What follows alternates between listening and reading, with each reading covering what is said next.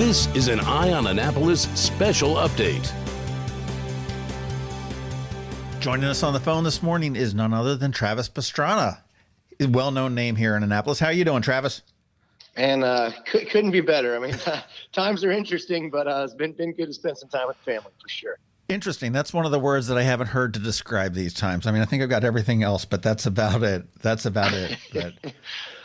Well, usually when people say the show they saw was interesting, it's usually not a positive, but it's there's always a positive to be had out of it, I guess. So. That is true. Well, for those that do not know Travis Pastrana, he is very well known in the Annapolis area. He is very well known worldwide, actually, for those 11 gold medals in the X Games, along with the 4 silvers and the 2 bronzes, a 5-time North American Rally champ, championships in the Dew Tour, the Red Bull X Fighters, it goes on, and he is the founder of Nitro Circus, or I guess a co-founder of Nitro Circus, which was brought here into Annapolis back in July of 2017 with a promise that it would be coming back. That I haven't heard anything about it coming back. No, I think we promised the community that we wouldn't come back before, and then it went over really well. I think that's one of the toughest parts about action sports in general, and even motorcycles, is kind of overcoming that, I guess, a stigma about it, that just a bunch of hooligans. And, this is something that's in the Olympics now. This is a family sport. You have camps and training facilities all over the world. And it's awesome to kind of be at the forefront of that. Been very fortunate. I was kind of born at the right time, I guess, if you will, and was able to get into, action sports at a very young age. My dad rode motorcycles. My mom rode motorcycles. It's what we did as a family, and kind of what kept me motivated as an ADHD kid to, keep my grades up in school and that kind of stuff. So when we came into Annapolis with the Nitro show, we thought it was going to be awesome. We talked to the Naval Academy. Everyone's pumped. And then the community around there said, no, absolutely not. And they had it all but shut down. And we had to go with the mayor door to door, got everyone to sign a petition that said they wanted it. And basically the local community said, look, you just can't come back. Okay. Just one and done. I was like, look, it's a dream to come to the Annapolis show and come do a show in the Naval Academy. I mean, so many of us in Nitro are from right here in town. I mean, you got the first person to ever do a front flip was Jim DeChamp from just outside of Annapolis. Was the first person to do a double backflip. Greg Duffy won the world championship 2 years ago doing a double front flip. The only person that ever did a quadruple backflip did it here in Maryland. First person to ever do a triple backflip on a bicycle was here in Maryland, or on a motorcycle. So, I mean, this is like, I say crab cakes in football, Olympic gold medals with Phelps and action sports. That's what Maryland does. And Old Bay. And Old Bay, sorry. Sure. But no, I mean, when this came in here, I mean, I remember the resistance that the city gave. And I mean, it was like, as you said, these motorcycle hoodlums. I mean, they're thinking the motorcycle guys tearing through Baltimore or something like that. And it was perhaps the best event that I've ever been to at Navy Marine Corps Memorial Stadium. And it was just fantastic. And all of their apprehensions, because this is such a puckered town, were for naught.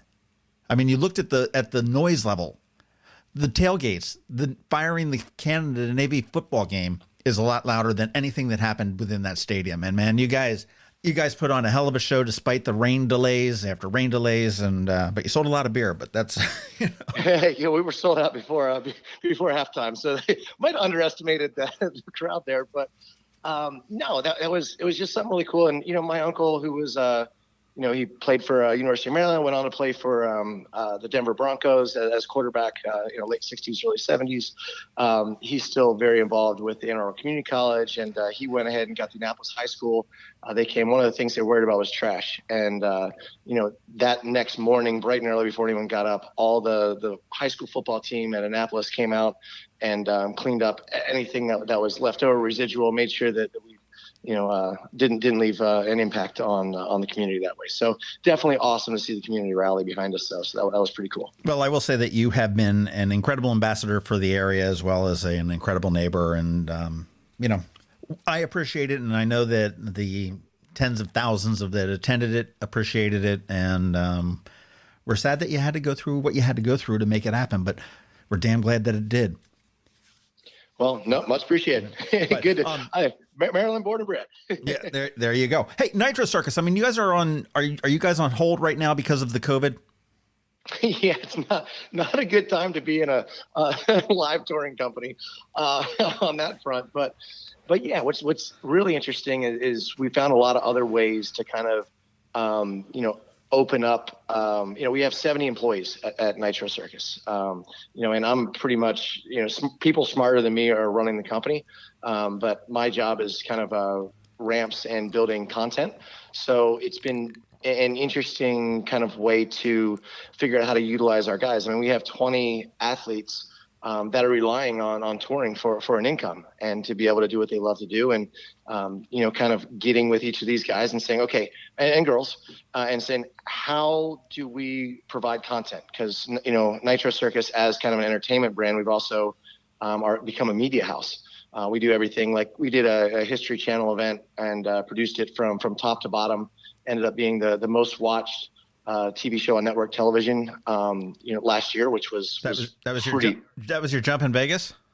Yeah, Evel Knievel tribute. So got the whole Knievel family out there and jumped Caesar's Fountain and the buses and cars and just really was a cool opportunity for us to show kind of my dad's generation, where the stuntman has gone into action sport, and then kind of the scooter generation, if you will. Where stunt kind of started from and how action sports got to start. So it was just a great opportunity. But with that, we've been able to really transition a lot into the media stuff and so many companies and networks and, new network. We have a TV show that just came out on Quibi, Quick Bits, which is basically 10-minute or less episodes, which they're hoping kind of gets the newer market of, just kind of YouTube market, if you will. So for trying to provide content with very limited amount of people where it's just me and, maybe my wife films it or, one of the other guys that lives pretty much at the house. We're able to make some content and then get by during this time, if you will. Sure. Absolutely. Hey, I got a question. You talked about the extreme games and the, and whatnot. And I remember this sort of crept into the Winter Olympics one time when you had the extreme skiing, and I guess, and it snuck up on me, and I'm like, where did this come from? And I've got my own sort of thought of how this was. This happened in the Winter Games at some point, and the skiers were out drinking one night at a bar, and they said, did you see the roof on this building? Wouldn't it be cool to come down the mountain, hit the roof, and like do a couple of flips, and then it was born. X Games were kind of born. That's kind of how I think. But how did this come? Did this just really come about, or was this something that evolved over the years? I mean, you've been doing crazy stunts since you were 4, I think. Well, I think racing has been around since the second automobile was made. They raced it against the first automobile to see who was faster. And same thing with with skiing and even snowboarding. Everything was kind of about a race. But what happened was in the late 80s, early 90s, when movies and short films started coming out, people started seeing what could be done. And, in the skate culture, before X Games, these guys started making money by basically, shoe brands and stuff wanted to be a part of this culture. These guys would go out and they just have fun. And they'd make these skate parts and show people stuff that they never thought was possible. So mid 90s, Terra Firma series and the Crush Seams of Dirt series came out, and there's a little bit of backlash on, it was new. It was very in your face. It wasn't exactly the image that motorcycling wanted or the Nitro Circus is at the moment. But these guys were jumping 300 feet off of dunes in the desert and stuff that it was just like, we didn't think was humanly possible. And they were putting it on these videos to metal music or rock music or whatever.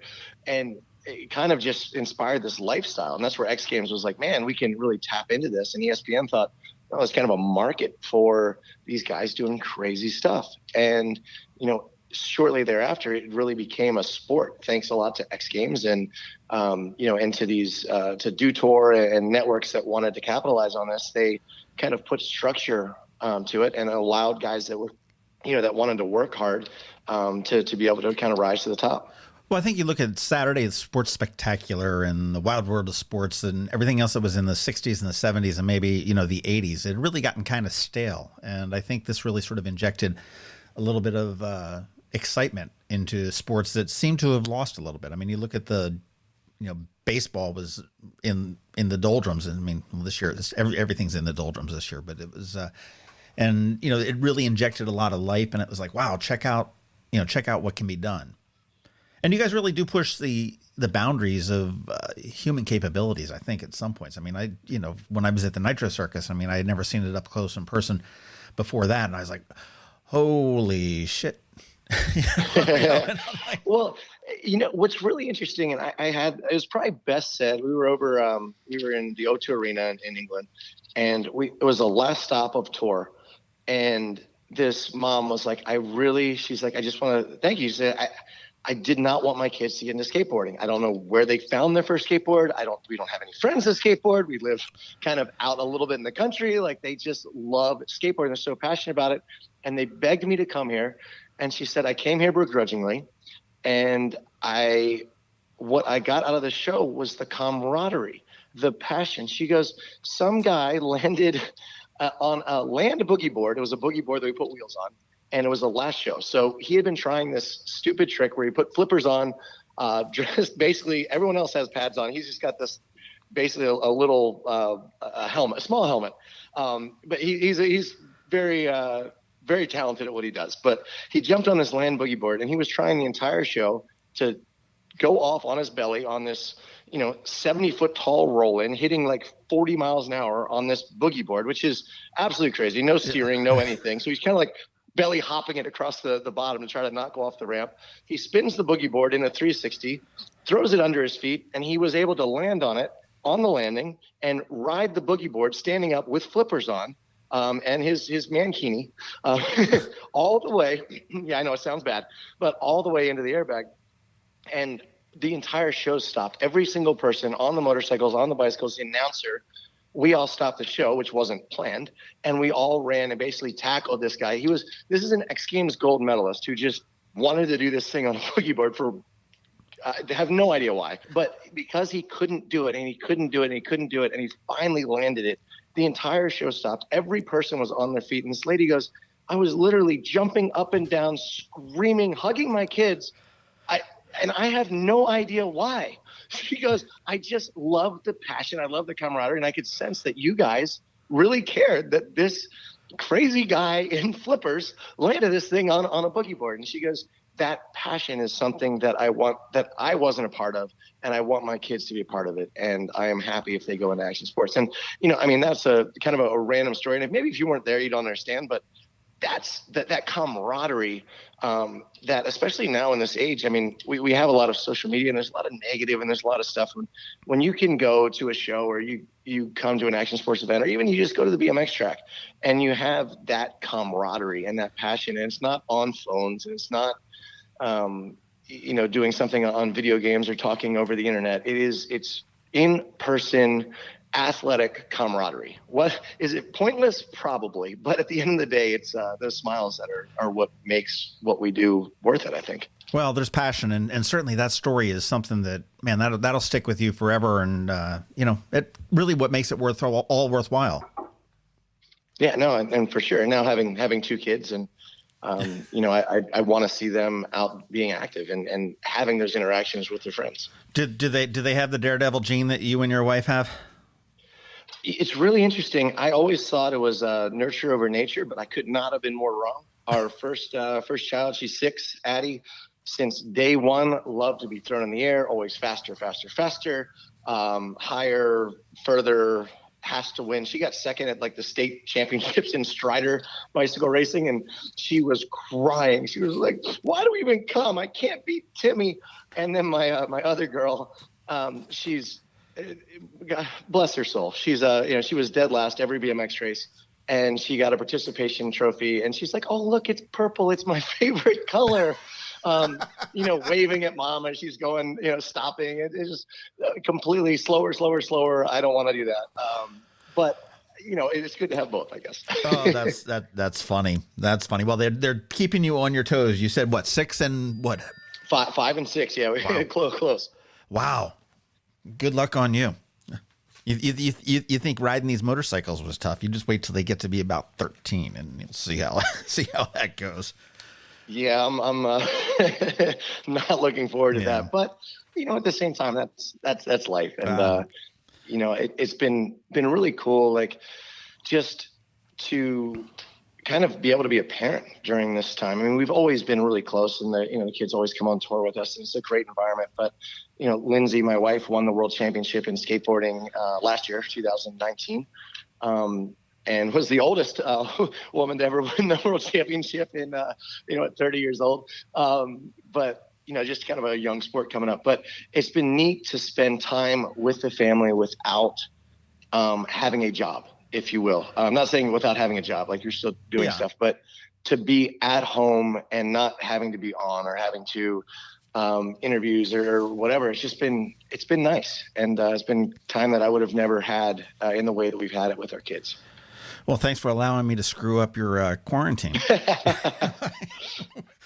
Well, hey, I'll tell you what, let's talk. I mean, you're talking about constantly moving and constantly evolving of where you've come. I mean, you've come such a long way from when you were a kid here in Annapolis and the X Games and the Nitro Circus and everything else. And you've got a new project that's coming out pretty soon called Circuit 199. And 199 is your number that you have always raced with. But what is Circuit 199?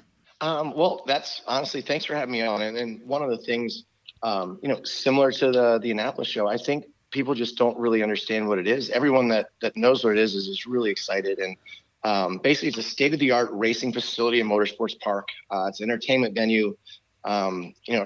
Jeff, definitely my goal is to be around with my family more.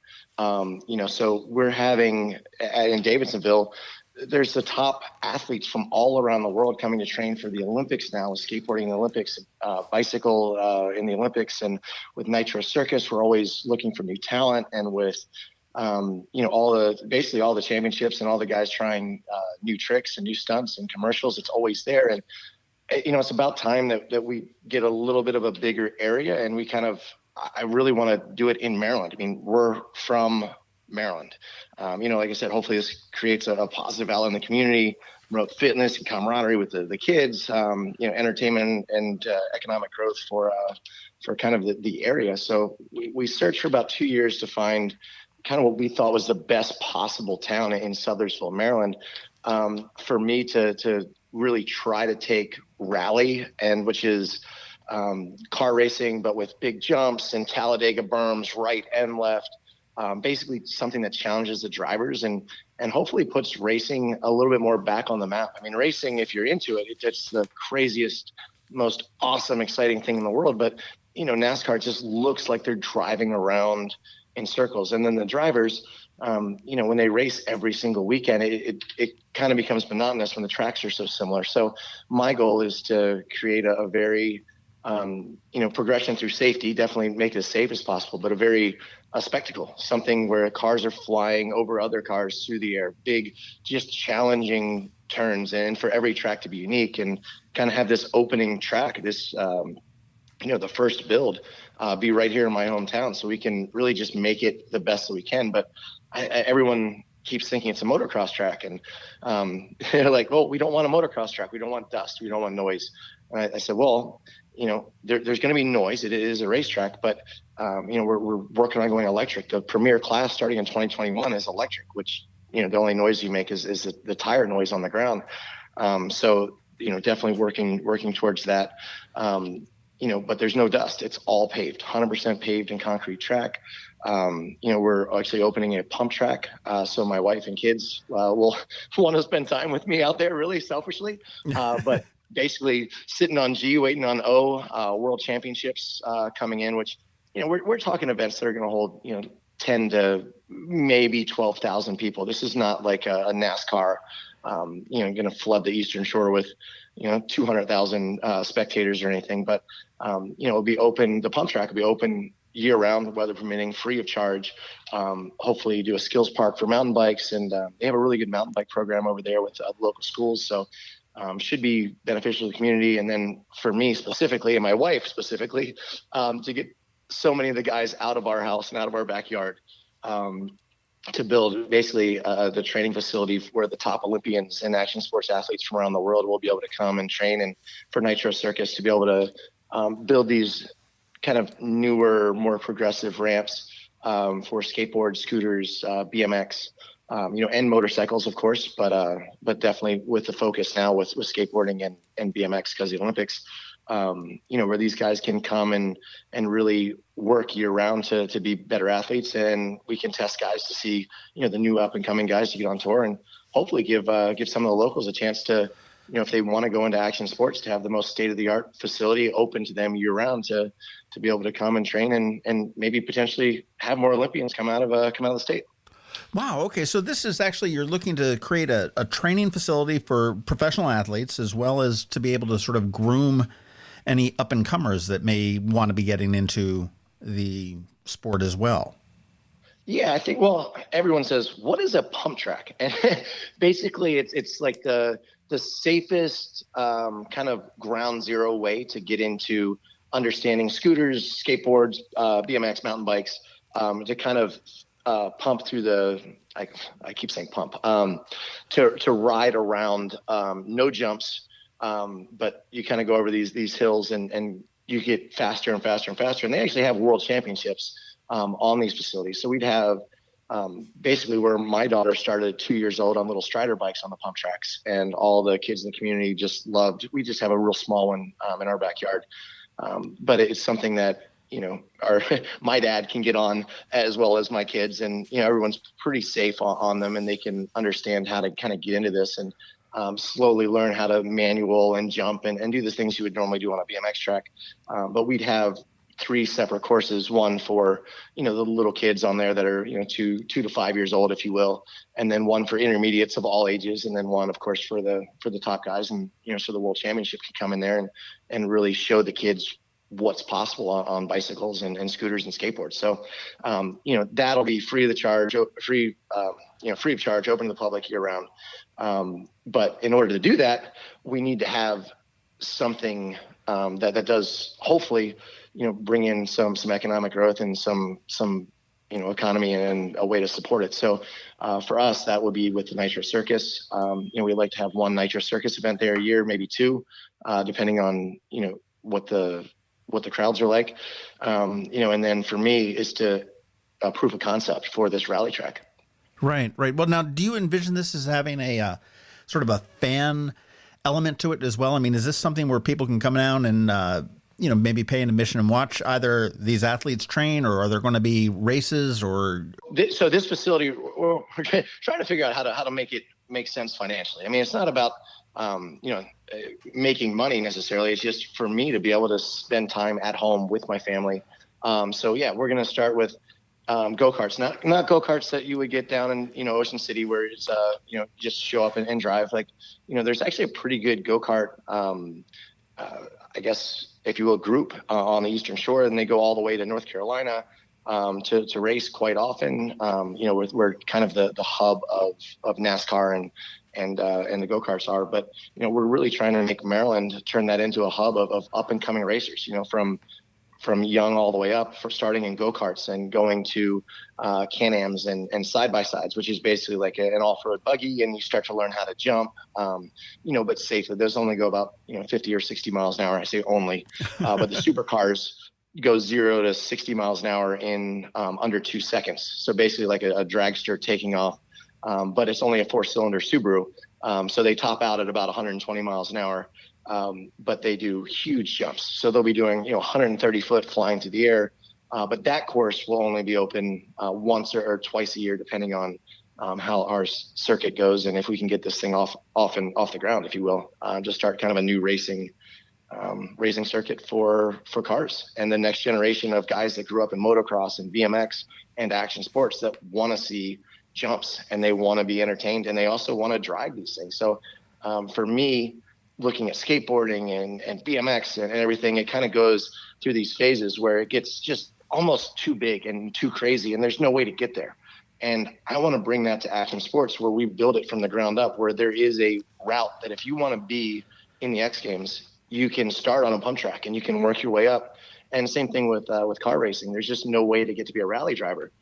So a lot of us drivers were, I'm one of the younger rally drivers, and I'm 36 years old, and that's just not going to work for the progression of the sport and to continue it on. So we got to figure out a way to get more go-kart racers and and side-by-side guys in there, and spec series Miata guys, and all working all the way up to the supercars.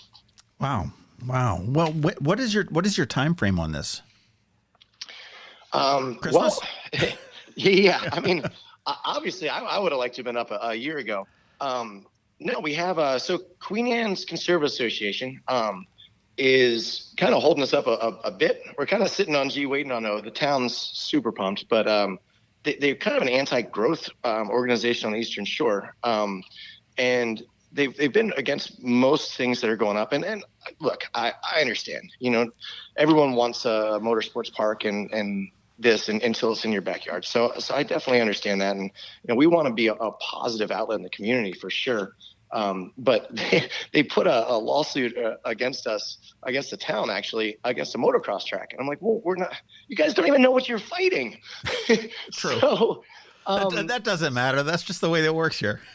I know. And everyone said that was going to be a challenge. So basically, if they put up a fight and challenge every single thing that we have to do in order to get this to go through, it'll be 2 years before this facility goes in.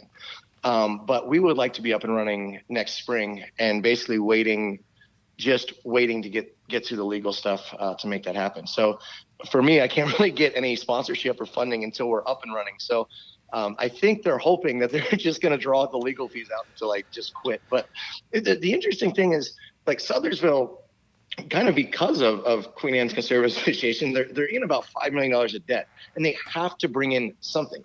So they're currently considering two options: either Circuit 199 or a detention facility. So I'm looking at the guys. I'm like, well, would you rather have a detention facility there, or maybe I don't know, but yeah, I'm not seeing too much of a choice there. I mean, and they might shut that down too. But there's growth.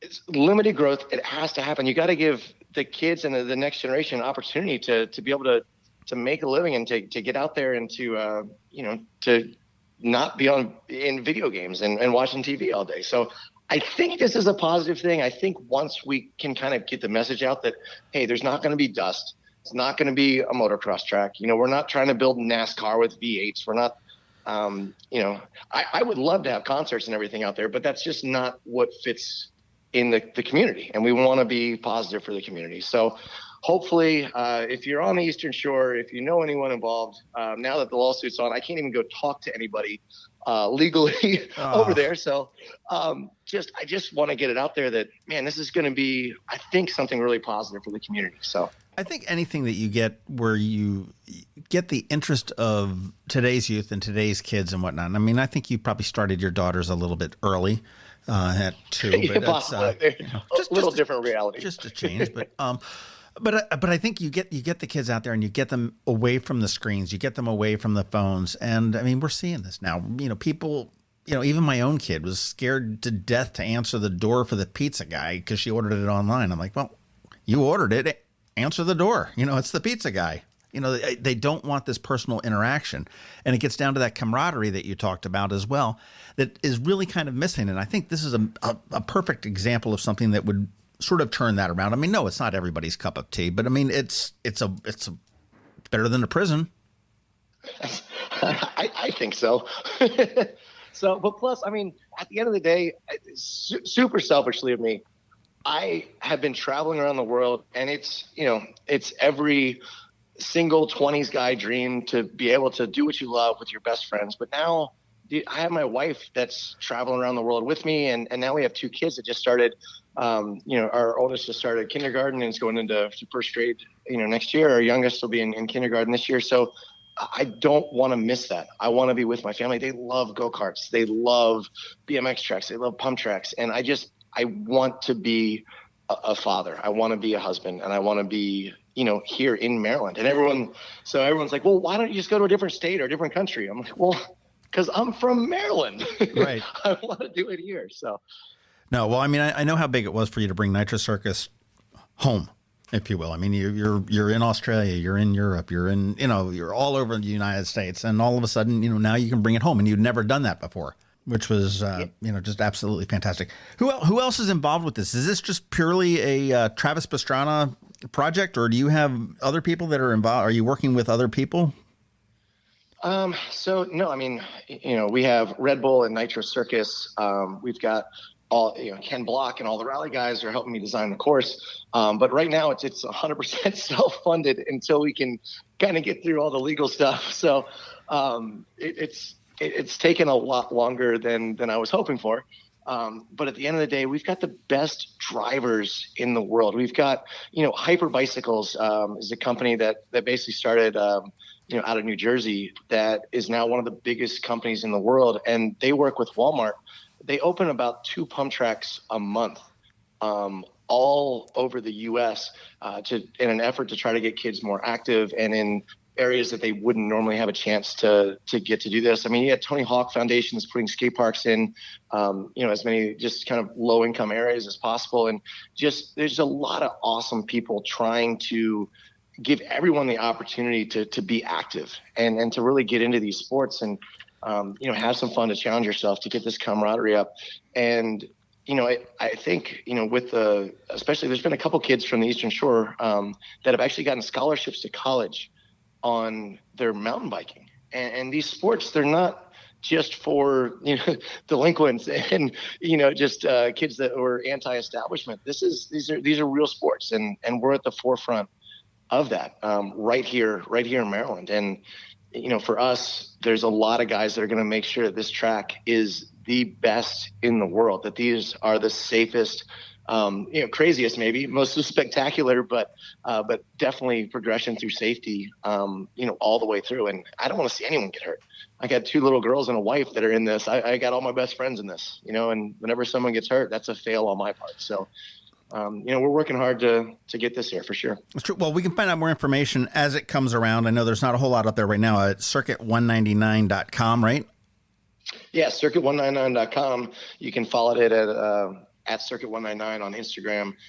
We're kind of just trying to get through. I hate to say that, we're coming out, and then, 2 years down the road, we run out of financing on trying to get through the legal stuff. So we're working on it, and I just hoping that we get the message out that, this is going to be positive for the community, and hopefully the community can step up similar to what we did at everyone rallied around us at the Navy Marine Corps Memorial Stadium. And I really think that was positive. Everyone seemed to really have a good time and brought families together. So hopefully that's the case here, and then we can get this thing up and going real shortly. Well, hey, Sudlersville, if you're listening to this, I'll tell you, most of the people that were bitching about Nitro Circus at Navy Marine Corps Memorial Stadium, after you guys had packed up and the trucks had gone and everything else, said, it wasn't that bad. We didn't hear a thing. Even the curmudgeons that were going, that said, oh, did it happen? We didn't hear a thing. So, I will vouch that, Travis puts on a great, he's looking to work with you. That's it. Now, I will say that Circuit 199, if you're going online to look for it, it is the number 199. So, which is your racing number. It is not spelled out or anything long and crazy like that. Hey, as we wrap up, and I mean, you've been doing, crazy stunts, and as you talked about, safety is critical. And if somebody gets hurt, that's a fail on your part. I mean, obviously you've had some bumps and bruises and broken any number of different things. I remember way back when Evel Knievel was in, still doing his stunts. I mean, they said that I can't remember what the number was, but he had broken so many bones in his body and whatnot. What is your biggest oops? Oh, there's been a lot along the way, and that's, for me, my big thing coming in. And, I kind of, after, I had one of my friends about 6 years ago, Bruce Cook. He was over at the house, and I knew he wasn't quite ready. He always messed up the first double front flip he was trying. And, you're kind of on the fence, and he really wants to do something, and you got as much safety as you can. And he tried a double front flip, ended up paralyzed. And just the most amazing story of just positivity. And he's back, he's touring, he's doing motivational speeches. He's, He's in a great spot, but it's like that. I just never wanted to see that again. And as much as that wanted to make me step away from action sports, I thought, you know what? I've had so many oopses along the way, and so many things have gone wrong, and I've had so many injuries.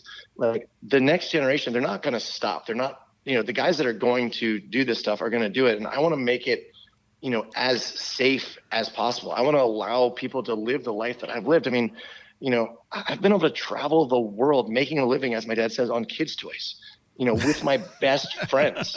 And as crazy as that is, and everyone's like, oh, you're so lucky. I'm like, I am lucky. But, it's just every second of every day, like people will say, oh, what do you do for fun? I'm like, the exact same thing I do for my job. Oh, yeah, but when you're not riding motorcycles and bicycles and driving cars, I'm like, I'm riding motorcycles and bicycles and driving cars, and it's just what I love. So I figure any day that you can live your passion and do it with your family, it's a good time. And I've made a lot of mistakes, and I'm sure we'll make some more. But, at this point, I feel like, so for instance, we had our first ever Nitro World Games, which is the big air of action sports, the biggest, craziest tricks.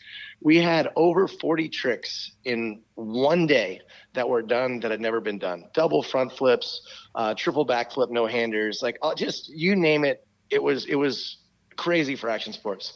And we didn't have one single broken bone, even with all of that progression. And a lot of it, and people were saying, oh, well, you had softer landings. They're kind of airbag landings. It's only 2 feet of airbag.